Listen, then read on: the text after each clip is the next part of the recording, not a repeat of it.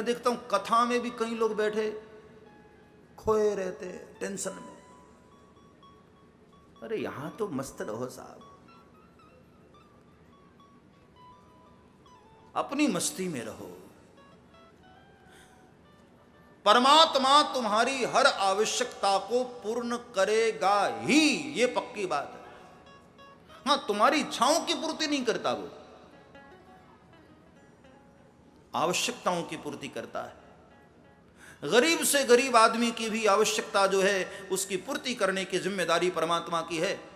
आप अपने जीवन में अनुभव करना। मैंने तो दुनिया में कई ऐसे लोगों को देखा है, गरीब से गरीब व्यक्ति को भी बेटी की शादी के लिए कोई पैसे न थे, रिश्ता कर दिया, शादी की तिथि नजदीक आने लग गई, बड़ा परेशान रहता है वो व्यक्ति। कई लोग ऐसे मुझे मिले कि बापू बेटी की शादी रख दिया है, पैसे है नहीं, बड़ा डर लग रहा है कैसे होगा। और वही आदमी जब 1 महीने के बाद मिलता है तो कहता है कि महाराज कैसे मेरी बेटी की शादी हो गई, कहां से इंतजाम हो गया, मुझे पता ही न चला, सब अपने आप हो गया। करने वाले परमात्मा होते हैं साहब, कहीं न कहीं से वो व्यवस्था करते हैं तुम्हारी। तुम अनुभव कर लेना कभी भी जीवन में, जिस चीज की तुम्हें आवश्यकता होगी ना, परमात्मा वो पूर्ति जरूर करता है। हाँ, तुम्हारी इच्छाओं की नहीं करता है। और इच्छाएं तो मनुष्य की बढ़ती चली जाती। चाह आने से रुपए में आने लगी, ये चाह जो है ना, इच्छा, चाह आने से रुपए में आने लगी और चाह रुपए से बिल्डिंग बनाने लगी। फिर यही चाह बिल्डिंग में मोटर को लाने लगी। जब अच्छा मकान हो जाता है तो क्या इच्छा होती है, अब एक बढ़िया सी कार होनी चाहिए। चाह बिल्डिंग में मोटर को लाने लगी और फिर यही चाह मोटर से होटल ले जाने लगी। जब हम थोड़े पैसे वाले हो जाते हैं तो घर का खाना अच्छा नहीं लगता, फिर तो कभी कभी होटल चाहिए। और होटल में खाते खाते यही चाह होटल में बोतल खुलाने लगी। ये वीआईपी कल्चर मानते हैं ना। आजकल पीने वाले, एक समय था जब पीने वालों को बिल्कुल गंदा माना जाता था, और आजकल पीने वालों को बड़ा एक वीआईपी कल्चर हो गया है। चाह होटल में बोतल खुलाने लगी, चाह जी से लगा तो जी जरा हो गया, और यही चाह हरि से लगा तो जी हरा हो गया। जी हमारा धन्य हो जाता है। इच्छाओं की पूर्ति नहीं करता है वो, आवश्यकताओं की पूर्ति अवश्य करता है। मुझे मेरी मस्ती कहां लेके आए। भगवान के भरोसे रहो और मस्त रहो साहब। यहां कथा में तब तो बिल्कुल मस्त रहा करो। ए मुझे मेरी मस्ती कहां लेके आई, मुझे मेरी मस्ती कहां लेके आई, मुझे मेरी मस्ती कहां लेके आई, मुझे मेरी मस्ती कहां लेके आई। जहां मेरे अपने सिवा कुछ नहीं है,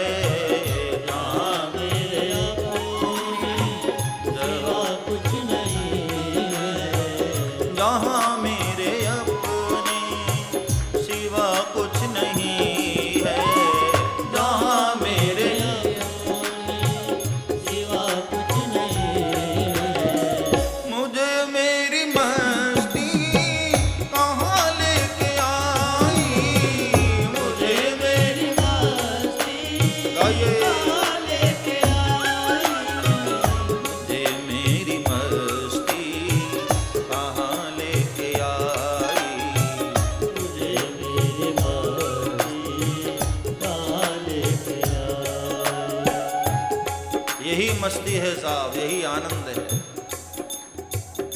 बारिश हो रही है, हवाएं चल रही हैं, लेकिन हम अपनी मस्ती में यहाँ बैठे हुए हैं। एक संत के सानिध्य में, एक महापुरुष के आश्रय में, सभी में सभी परी मैं ही मैं, सभी में सभी परी मैं ही मैं, सभी में सभी परी मैं ही मैं हूँ, सभी में सभी परी मैं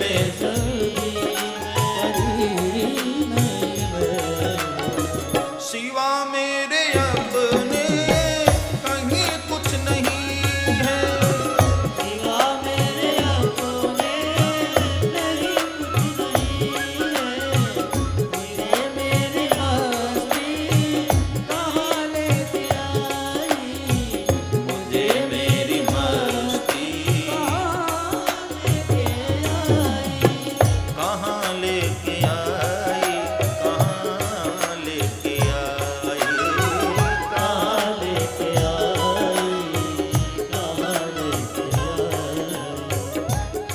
ये हमारी मस्ती हमको कहाँ लेकर आए।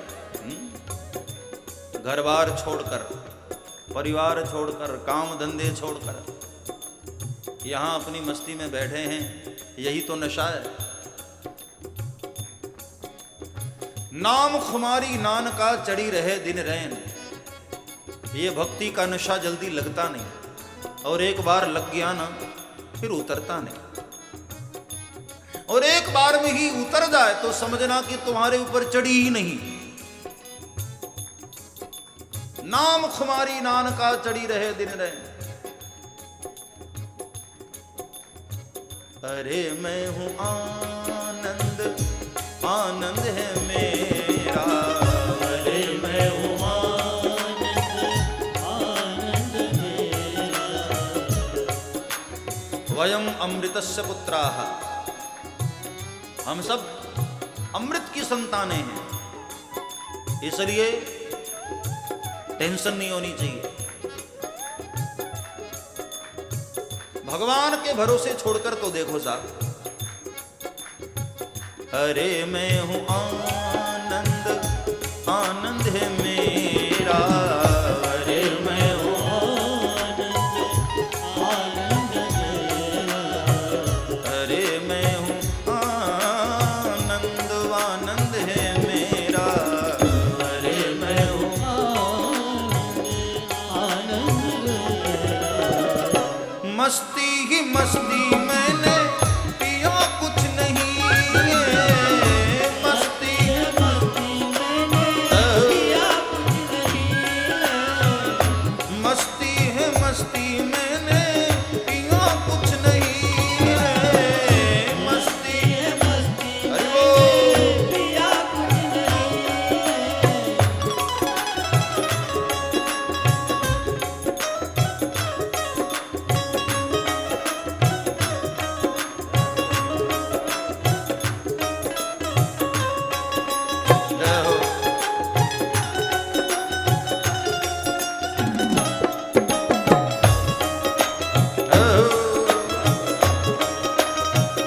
राधे।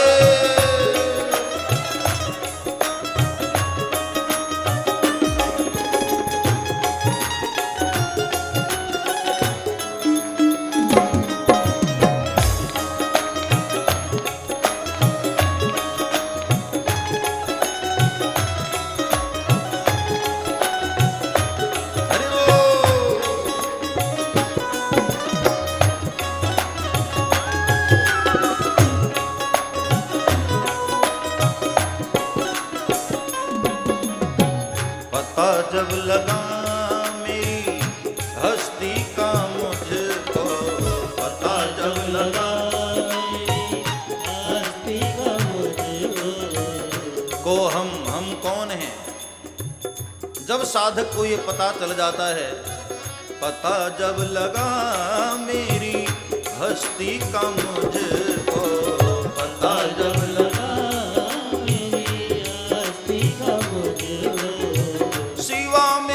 अपने कहीं कुछ नहीं है, सिवा मेरे अपने कहीं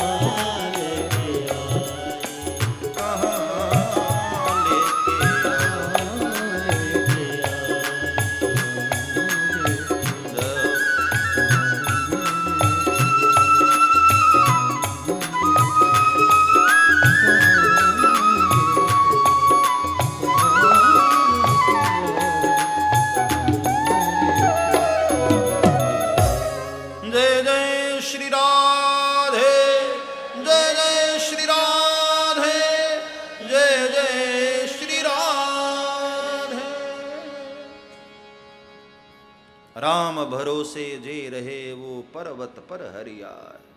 ठाकुर के भरोसे रहो।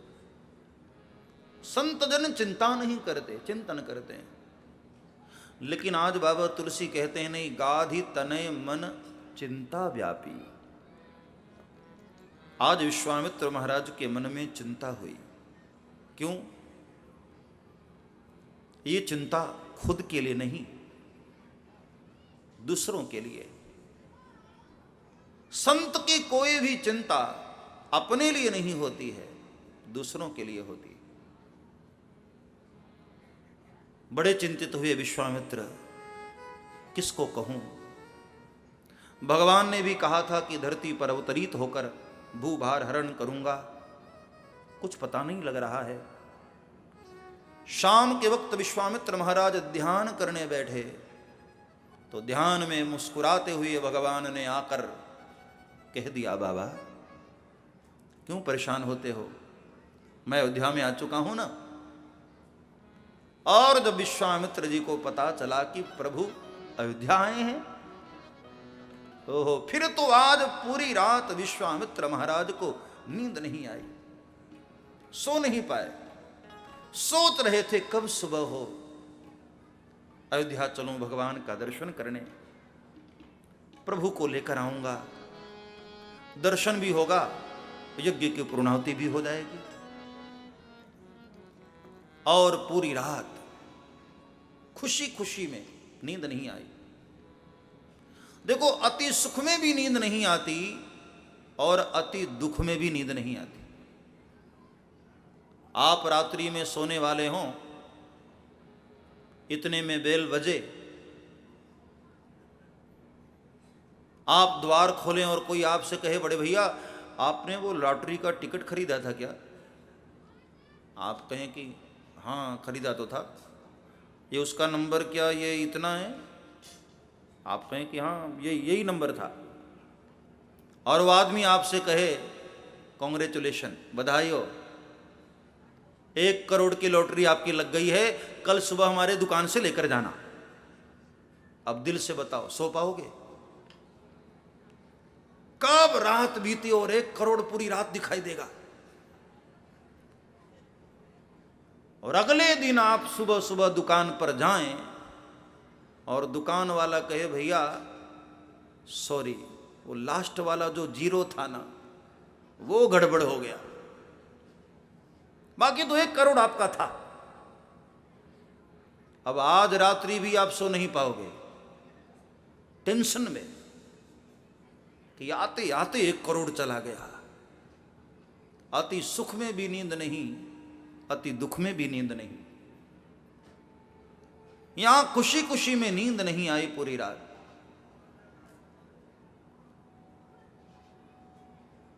ये क्या बांट रहे हो भैया? अभी अभी रुक जाओ, कथा सुन रहे हैं, भंडारा थोड़ी चल रहा है, बंद करो।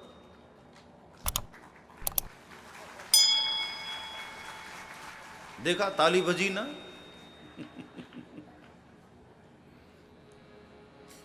नमः पार्वती पतये हर हर महादेव। आज पूरी रात विश्वामित्र महाराज सो नहीं पाए। सुबह हुई, बहुविधि करत मनोरथ, जात न लागी बार। बहुविधि करत मनोरथ, जात न लागी बार। करिमज्जन सरयू जल, गए भूप दरबार। भोर सुबह निकले हैं विश्वामित्र महाराज अयोध्या की ओर। मार्ग में भगवान का स्मरण करते जा रहे थे, इसलिए यात्रा कब पूरी हो गई पता ही न चला। ठीक ऐसा ही दृश्य आप भागवत में जी में देखो, जब अक्रूर महाराज चले हैं कृष्ण को लेने। किम मया चरितम भद्रम, किम तप्तम किम परम तपः, किम वाथ्याप्यर्हतेद्यत्तं यद्द्रक्ष्याम्यद्य केशवम्। मैंने क्या पुण्य किया होगा, मैंने क्या तप किया होगा, जिन परमात्मा का एक झलक पाने के लिए बड़े बड़े मनीषीगण तरसते हैं, आज इन नैनों से मैं केशव का दर्शन करूंगा। और जब मुझे वो अपनी मीठी वाणी से काका जी कहेंगे, मुझे कितना आनंद होगा। ये सोचते हुए अक्रूर महाराज मथुरा से चले ब्रज की ओर गोविंद को लेने।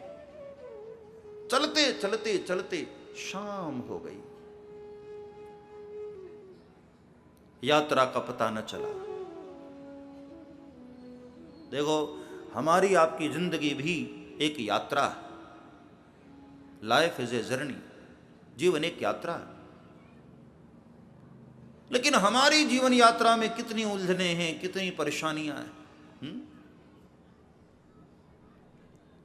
रामायण कहती है, हम भी अपनी जीवन यात्रा में भगवान का चिंतन करते चलें, गोविंद को याद करते चलें, तो हमारी जीवन यात्रा भी हंसते हंसते कैसे बीत जाएगी पता भी न चलेगा।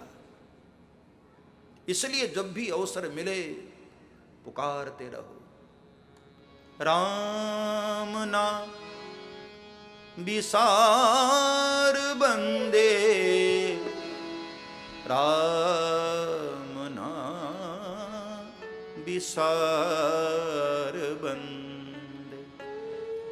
हर वक्त परमात्मा को पुकारते रहो, चिंतन करते रहो। यहां जब विश्वामित्र महाराज आए, महाराज दशरथ जी को पता लग गया।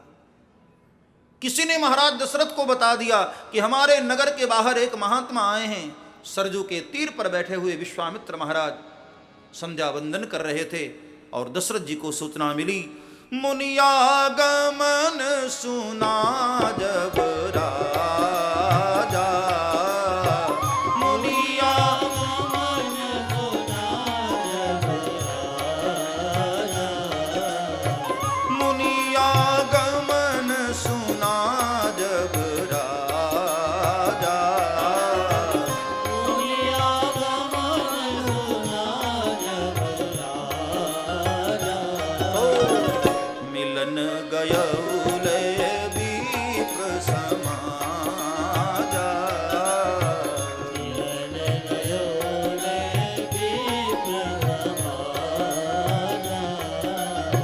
श्री राम जय जय राम, श्री राम जय जय राम। हमारे द्वार पर, हमारे नगर में एक संत आए हैं। ये सुनते ही महाराज दौड़ पड़े। कितने बड़े धनवान हैं महाराज दशरथ, कुबेर भी शर्मा जाते थे, इतने बड़े संपदावान। लेकिन एक संत का आगमन सुनकर महाराज दौड़ पड़े मिलने के लिए। क्या उदारता है महाराज की, क्या विनम्रता है। संत आए हैं तो सारा अहंकार एक तरफ, विनम्र भाव से चले। इसलिए तो प्रभु उनके घर पुत्र बनकर आए। हाँ, अहंकारी के घर नहीं आते प्रभु। इतनी विनम्रता हो साधु के प्रति, जिसके हृदय में साधु के प्रति आदर का भाव है, परमात्मा उसी के यहां ही आते। हाथ जोड़कर प्रणाम किया, चरण प्रक्षालन किया, माल्यार्पण किया और कहा, महाराज आप नगर के बाहर ही नहीं, हमारे महल में चलिए। और बड़े आदर से महल में लेकर आए। तीनों रानियों को प्रणाम करवाया, चारों पुत्रों को प्रणाम कराया। और जब विश्वामित्र जी की नजर प्रभु राम पर पड़ी, एक टक प्रभु राम को निहारने लगे। हाथ की माला छूट गई, एक टक प्रभु को देखने लगे। क्या सौंदर्य है प्रभु का। बाद में विश्वामित्र महाराज ने भोजन कराया। विश्राम कर लिया महाराज ने। फिर जब उठे हैं तब पूछा के ही कारण आगमन तुम्हारा। बाबा, आज इस दास पर आपने कैसे कृपा किया। देखो, आते ही तुरंत नहीं पूछा। रामायण ये कहती है कि द्वार पर कोई आए ना तो तुरंत मत पूछो क्यों आए हो, पहले उसका स्वागत करो। अतिथि देवो भव, अतिथि देव होता है, पहले स्वागत हो, बाद में उसको चलो चाय न पिलाना है, पानी तो पूछ सकते हो ना, ये शिष्टाचार है। इसलिए पुराने जमाने में देखो, लोग घर बनवाते थे तो बाहर बोर्ड लगवाते थे, स्वागतम, ऐसा लिखा रहता था मुख्य द्वार पर। आजकल लोगों की ऐसी छोटी बुद्धि होती जा रही ना, बड़े बड़े शहरों में मैंने देखा है, लोग मुख्य द्वार पर बोर्ड लगवा देते हैं, कुत्तों से सावधान। अब कोई पढ़कर क्या सोचे कि अंदर में सब वही हैं क्या, कुत्तों से सावधान। अरे इंसान भी तो होगा। हाँ, ये क्या विदेशी मानसिकता हम लोग बनाने चले जा रहे हैं, कुत्तों से सावधान। कभी कोई महात्मा भी खड़ा हो और बोर्ड पड़े, नहीं नहीं भैया अंदर लगता है सब वही हैं, आगे बढ़ो। अरे स्वागतम शब्द होने चाहिए हमारे देश में, ये कुत्तों से सावधान वाला नहीं। नो एडमिशन विदाउट परमिशन, ये सब बोर्ड घर पर नहीं अच्छे लगते। अतिथि देवो भव, पहले स्वागत हो अतिथि का। कई लोग इतने कंजूस होते हैं, पानी भी नहीं पूछते। एक भाई अपने मित्र के घर गया मिलने, करीब 3 घंटा बैठा। 3 घंटे में उसने पानी भी न पूछा। जब चलने लगा, दरवाजे पर पहुंचा, तब कह रहा, वैसे मित्र चाय भी तैयार थी, कहो तो चाय ले आऊं। उसने सोचा 3 घंटे में तो पूछा नहीं। तो वो दोस्त भी जरा बेशर्म टाइप का था, उसने कहा अच्छा ठीक है चलो लाओ लाओ, पी करके तभी जाऊंगा। तो उसने कहा मजाक कर रहे हो ना। अरे नहीं नहीं मजाक नहीं, सच में ले आओ, पी कर जाऊंगा। अच्छा मित्र, मैं अपने हाथों से चाय बनाऊंगा, बताओ कैसी चाय लोगे, कड़क या नॉर्मल। उसने कहा नहीं कड़क बना। अच्छा शक्कर डालूं या गुड़ वाली चाय लोगे। उसने कहा नहीं शक्कर डाल। अच्छा विदाउट शुगर वाली या शुगर वाली। उसने कहा जैसी भी। अच्छा अदरक वाली या तुलसी वाली। उसने कहा अदरक वाली बना। अच्छा मित्र एक बात और बताओ, गिलास में लोगे या कप में पियोगे। उसने कहा कि मैं कप में पीऊंगा। अच्छा वो कप सादा हो या डिजाइन वाला हो। उसने कहा जो भी हो चलेगा। अच्छा आधी कप लोगे या फुल कप लोगे। उसने कहा एक काम कर, तू चाय अपने घर रख, मैं अपने घर जाकर पी लूंगा। नहीं पिलाने वाले कितने नखरे करते हैं। अतिथि देवो भव, पहले अतिथि का स्वागत करो। विश्वामित्र जी सोकर उठ गए, अब पूछा कहीं कारण आगमन तुम्हारा, बाबा कैसे आना हुआ। तब विश्वामित्र महाराज जरा उदास होकर बोले, असुर समूह सतावहि मोहि, असुर समूह सतावहि मोहि, असुर समूह सतावहि मोहि, असुर समूह सतावहि मोहि, मैं जात न आयऊ नृप तोई,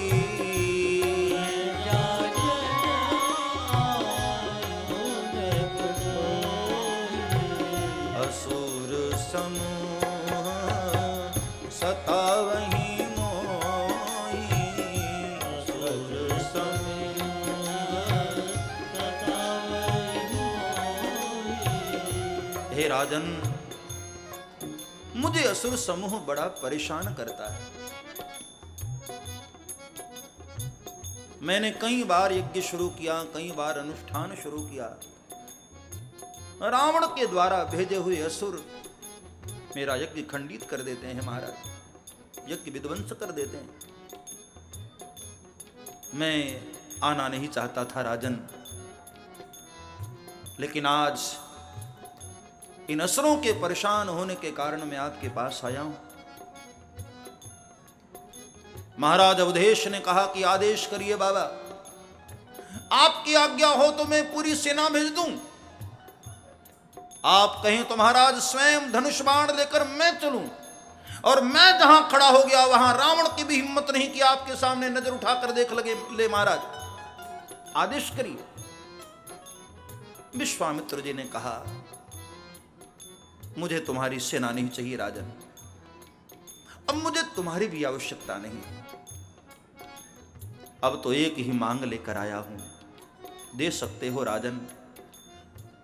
अनुज समेत देहु रघुनाथ, अनुज समेत देहु रघुनाथ, अनुज समेत देहु रघुनाथ, अनुज समेत देहु रघुनाथ, निशिचर सनाथा,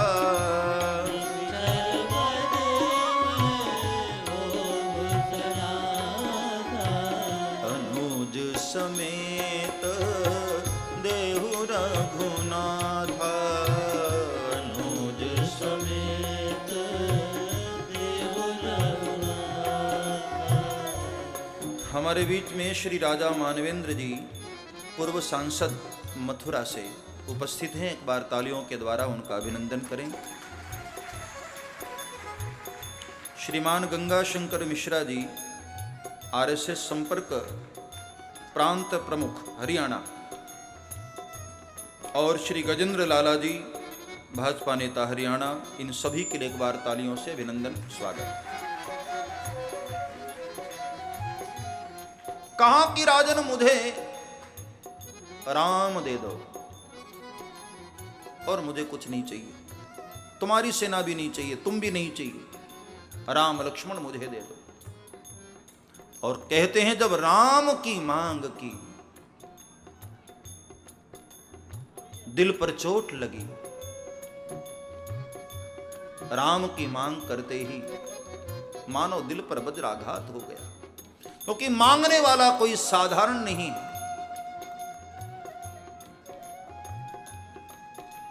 मुझे राम चाहिए। महाराज अवधेश फूट फूट करके रोने लगे। बाबा, आपने ये क्या मांग लिया? मैं मानता हूं आपको मांगने का अधिकार है, लेकिन आपको मांगना नहीं आता महाराज। आप ही सोचिए बाबा, चौथे पन में मुझे 4 पुत्र मिले और आपने हमारे पुत्रों की मांग कर ली। चौथे पन पायऊं सुत चारी, चौथे पन पायऊं सुत चारी, विप्र बचन नहीं कहेहु बिचारी, विप्र बचन नहीं कहेहु बिचारी, चौथे पन सुत चारी, चौथे पन सुत चारी। मुझे चौथे पन में 4 पुत्र मिले महाराज, मैं कैसे दे दूं?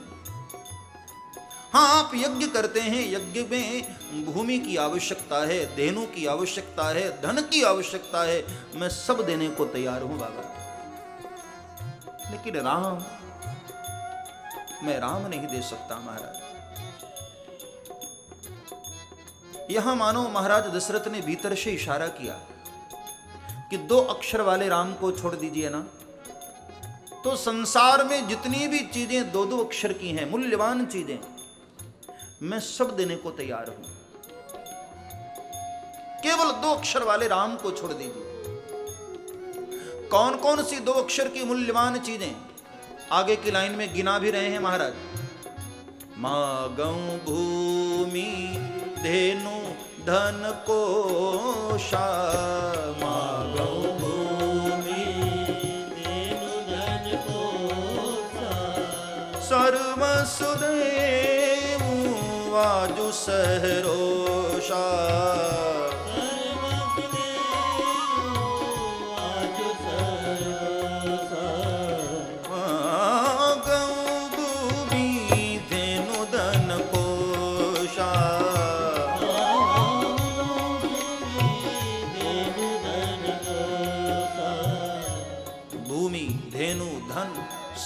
को तैयार हो। राम देत नहीं बनत गोसाई, महाराज मैं राम नहीं दूं। विश्वामित्र जी ने कहा कि राजन मुझे राम ही चाहिए, क्षमा करना महाराज, मैं राम नहीं दूंगा। मतलब यह हुआ कि जो चाहिए वो नहीं दूंगा, जो नहीं चाहिए वो सब ले जाओ। ये दुनिया में कई लोग बड़े चालाकी वाली बातें करते हैं। घर जाओ ना तो कहेंगे अरे महाराज मेरा क्या है, सब आप लोगों का है, ऊपर वाले का है। ये बच्चे बोले सब ऊपर वाले का, महाराज मेरा क्या है, मैं तो कार्य करता हूं। ये मकान बोले सब ऊपर वाले का है। तब उसको धीरे से कोई पूछ ले कि ये घर वाली किसकी है, हाँ महाराज वो घर वाली मेरी है, तब नहीं कहेगा ऊपर वाले की है। हाँ, ये चालाकी वाली बातें करना अलग बात है साहब। ब्रह्म ज्ञान बिनु नारी नर करहि न दूसर बात।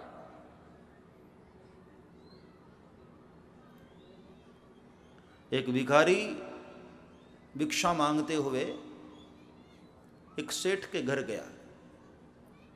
सुबह सुबह का समय, तीसरी मंजिल पर खड़ा हुआ सेठ वॉकिंग कर रहा था।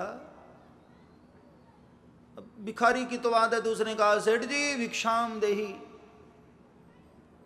बड़ी भूख लगी है सेठ कुछ खिला दो। सेठ ने कहा अरे सुबह सुबह क्या मिलेगा खाने को, चल आगे बढ़, कुछ नहीं है मेरे पास। भिखारी ने कहा अच्छा खाने को नहीं, कोई बात नहीं सेठ जी पैसे दे दो मैं होटल में खा लूंगा। सेठ ने कहा हद हो गई, बड़ा जिद्दी है। अरे नहीं मेरे पास पैसे, आगे बढ़ तू जा यहां से। भिखारी ने कहा पैसे भी नहीं है। अरे तो मालिक ठंडी लग रही है, कंबल ही दे दो, कपड़े ही दे दो। सेठ ने कहा कुछ नहीं मेरे पास। इतना कहा तो भिखारी ठहाका मार कर हंसने लगा कि कमाल है सेठ, तेरे पास खाने को भी नहीं, पैसे भी नहीं, कपड़े भी नहीं, अरे तो यहां क्यों है, चल हमारे साथ, हम दोनों मांग कर खाएंगे कहीं भी। इतने बड़े मकान पर खड़ा है और कह रहा है कुछ नहीं है। दुनिया में कई लोग ऐसे होते हैं, परमात्मा ने इतना दे रखा है लेकिन फिर भी रोते रहते हैं कुछ नहीं कुछ नहीं कुछ नहीं। गाजर मूली के पौधों को आपने देखा होगा, उनके खाने की चीज अंदर होती है और ऊपर में केवल पत्ते होते हैं और हवा में हिलते रहते हैं। ऐसा लगता किसान से कहते भैया मेरे पास मत आना, कुछ नहीं है यहाँ, कुछ नहीं है, कुछ नहीं है। किसान जानता है कि मूर्ख छुपा के अंदर रखा है और ऊपर से हिला रहा कुछ भी नहीं, इसलिए किसान एक ही बार में उसको उखाड़ लेता है।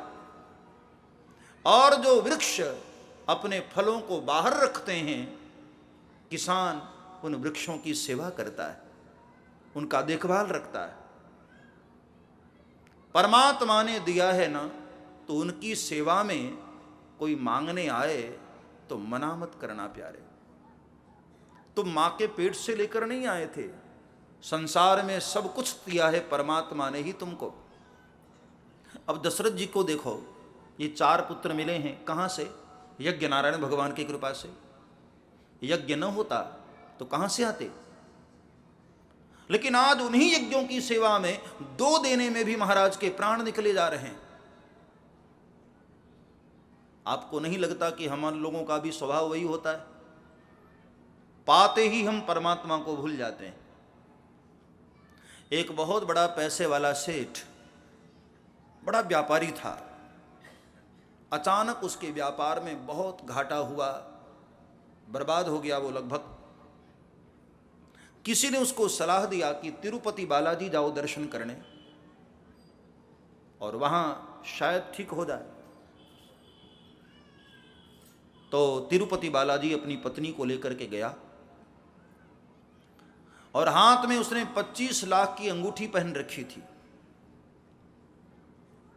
भगवान का दर्शन करके कहा कि हे प्रभु, फिर से मेरा व्यापार बढ़िया हो जाए तो मैं आपके मंदिर में वचन देता हूं कि अपनी ये जो अंगूठी मैंने हीरे की पहन रखी है, ये मैं आपको चढ़ा दूंगा। तिरुपति बालाजी तो बालाजी हैं, कृपा हो गई, और फिर से सेठ का व्यापार पहले से भी ज्यादा अच्छा हो गया, बड़ा पैसा कमाया।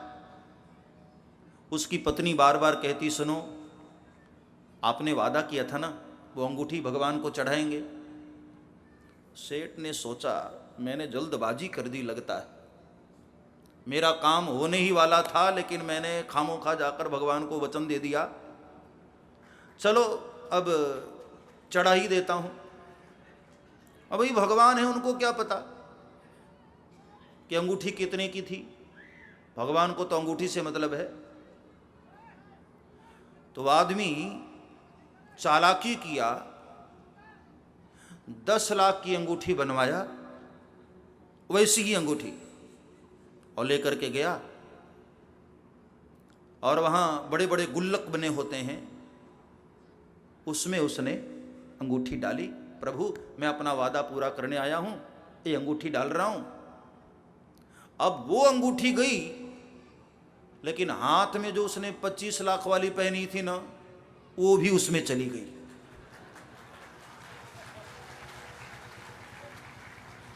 अब सेठ जैसे ही हाथ बाहर निकाला, वो वाली अंगूठी भी गई।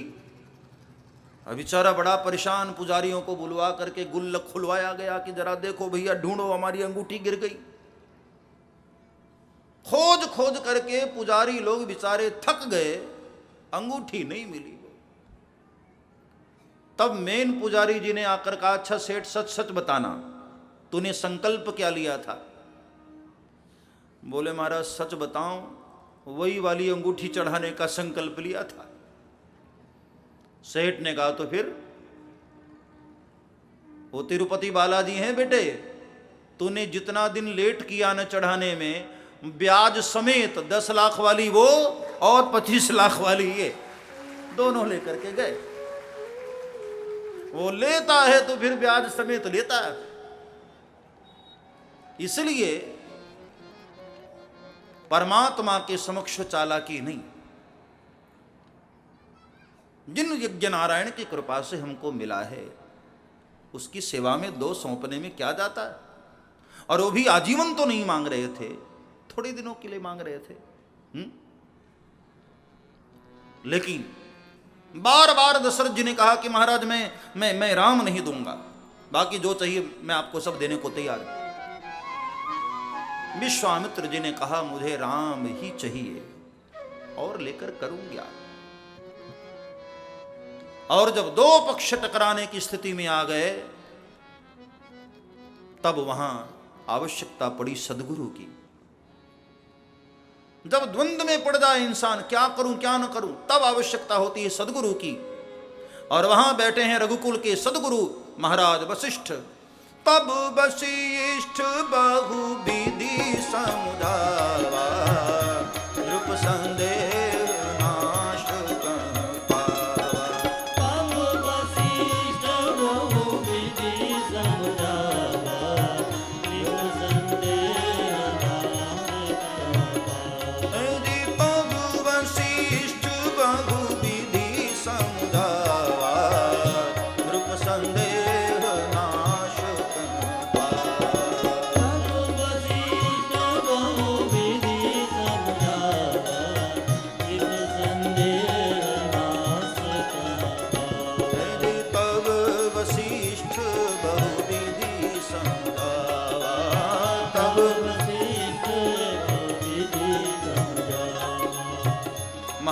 वशिष्ठ वहां बैठे थे। कहा, राजन, ये कोई भिक्षा मांगने वाले महात्मा नहीं, मैं उनको जानता हूं। यदि ये चाहते तो असुरों को एक साथ ये खुद ही समाप्त कर सकते थे, लेकिन तुम्हारे द्वार पर आए हैं तो जरूर इसके पीछे कोई रहस्य है। राजन, सौंप दो इनको राम लक्ष्मण।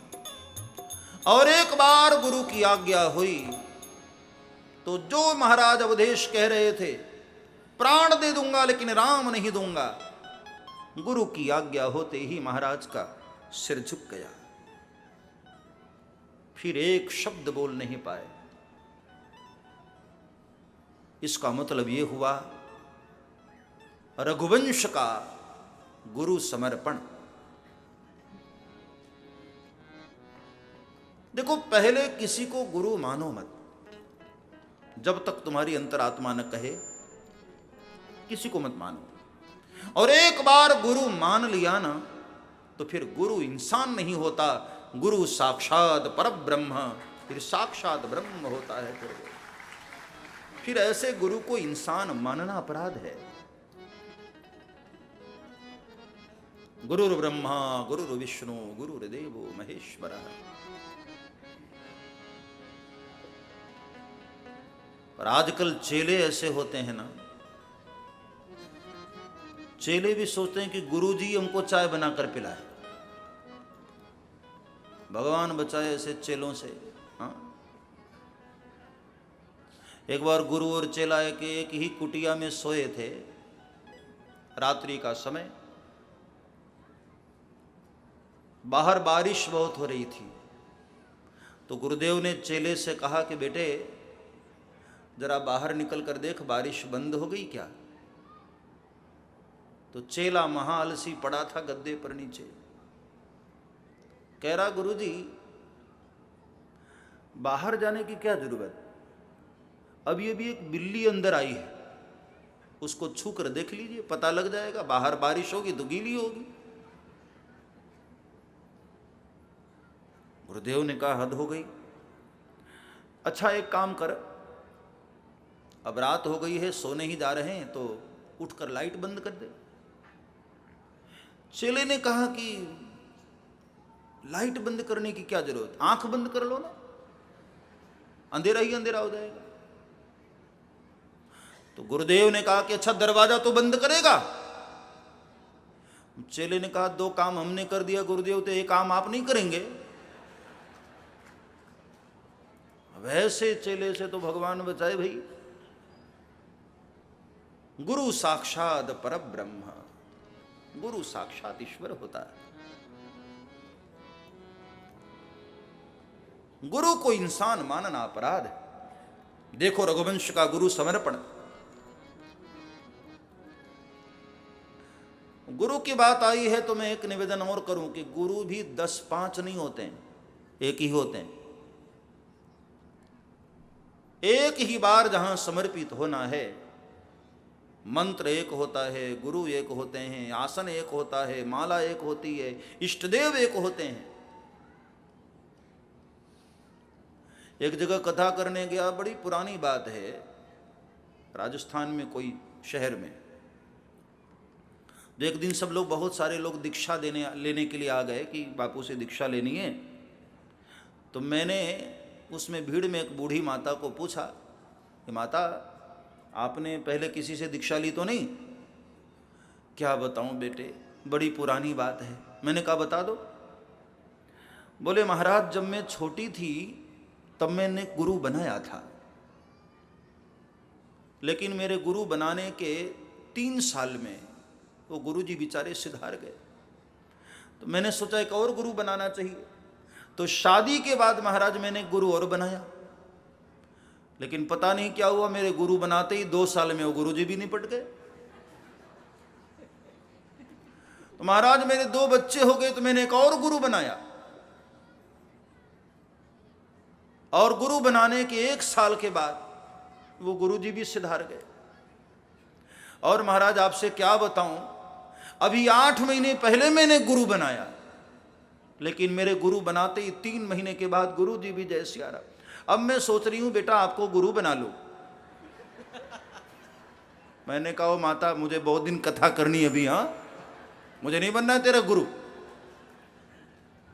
गुरु 10-5 नहीं होते हैं, गुरु एक ही होते हैं, और एक ही जगह फिर पूर्ण समर्पण, टोटल समर्पण। गुरु साक्षात परब्रह्म। रघुवंश की गुरु परंपरा देखो, एक बार शिष्य ने उठाकर सिर, ये नहीं कहा कि गुरुदेव मैं नहीं मानूंगा, जो राजा कह रहा था प्राण दे दूंगा लेकिन राम नहीं दूंगा, सिर झुक गया और तुरंत राम लक्ष्मण को सौंप दिया। भगवान राम लक्ष्मण माता पिता को प्रणाम करके गुरुदेव के साथ निकल दिए हैं, विश्वामित्र जी के साथ अयोध्या से चले हैं विश्वामित्र जी के आश्रम की ओर। काफी दूर है, अभी तुरंत पहुंचेंगे नहीं, कल 1 बजे पहुंचेंगे। आज की कथा यहां पर विराम, 4:45 रह हो रहा है, और कल ही कथा में हम लोग जनकपुर का दर्शन करेंगे। एक साथ कल कई और सुंदर प्रसंग आएंगे। पुष्प वाटिका प्रसंग, जहां राम और सीता जी की मुलाकात हुई थी, फुलवारी वाला, और धनुष भंग का प्रसंग, परशुराम संवाद और भगवान राम के ब्याह की कथा भी कल हम लोग दर्शन करेंगे। इसलिए कल समय लेकर के और समय से पधारें। अभी 2 मिनट बैठे बैठे हरिनाम सुमिरन। हरे राम राम राम राम राम राम, हरे राम राम राम, हरे राम राम राम, सीता राम राम राम, हरे राम